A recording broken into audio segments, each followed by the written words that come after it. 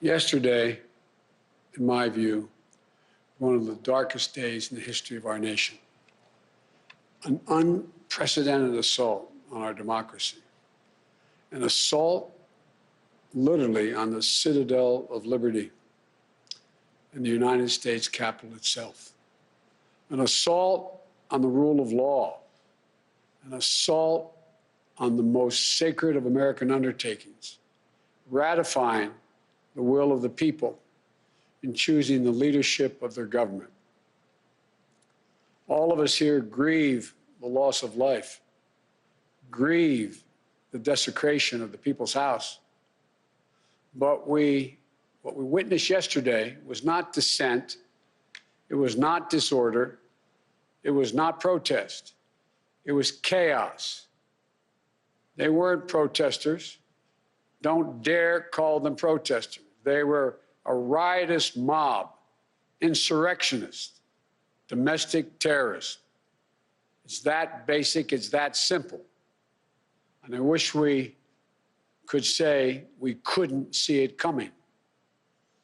But that isn't true. We could see it coming.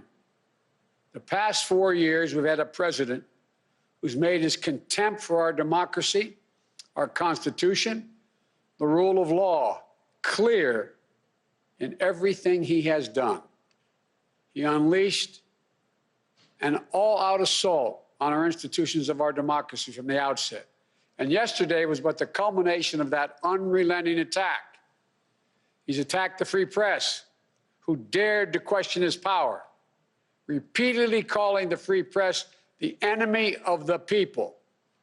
Language, at the time he first used it, I and others said, has long been used by autocrats and dictators all over the world to hold on to power, the enemy of the people. Language that is being used now by autocrats and dictators across the world, only this time with the imperator of an outgoing president of the United States of America. He's attacked our intelligence services, who dared tell the American people the truth about the effort of a foreign power to elect him 4 years ago, choosing instead to believe the word of Vladimir Putin over the word of those who've sworn their allegiance to this nation, many of whom had risked their lives in the service of this nation. He deployed the United States military, tear-gassing peaceful protesters in pursuit of a photo opportunity in the service of his re-election, even holding the Bible upside down. The action that led to an apology from the chairman of the Joint Chiefs of Staff and an outspoken denunciation of the use of military for domestic political purposes from scores of former military leaders and secretaries of defense, led by Secretary Cheney. He thought he could stack the courts with friendly judges who would support him no matter what. They were Trump judges, his judges. He went so far as to say he needed 9 justices on the Supreme Court because he thought the election would end up in the Supreme Court and they would hand him the election.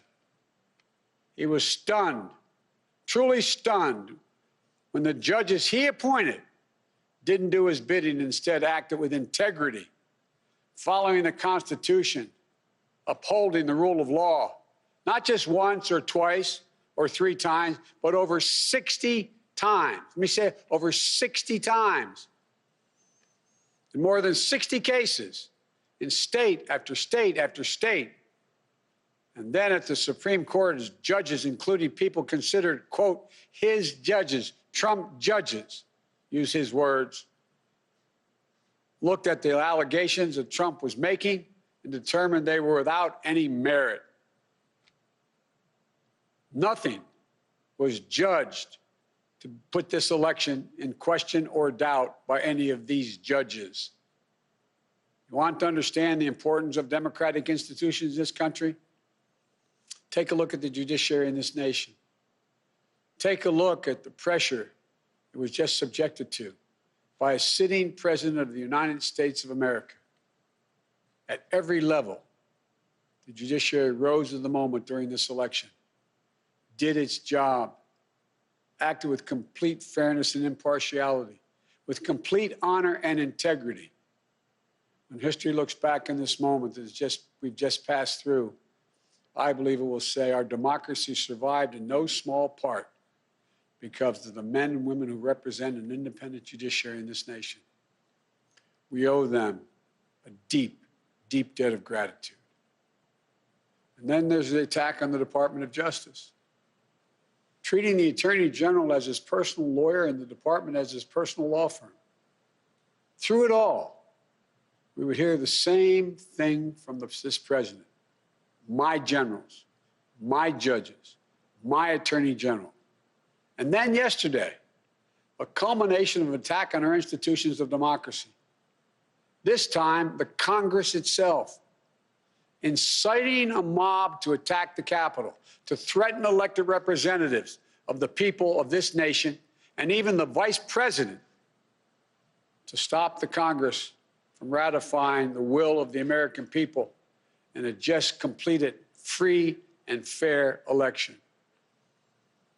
Trying to use a mob to silence the voices of nearly 160 million Americans who summoned the courage in the face of a pandemic that threatened their health and their lives to cast that sacred ballot.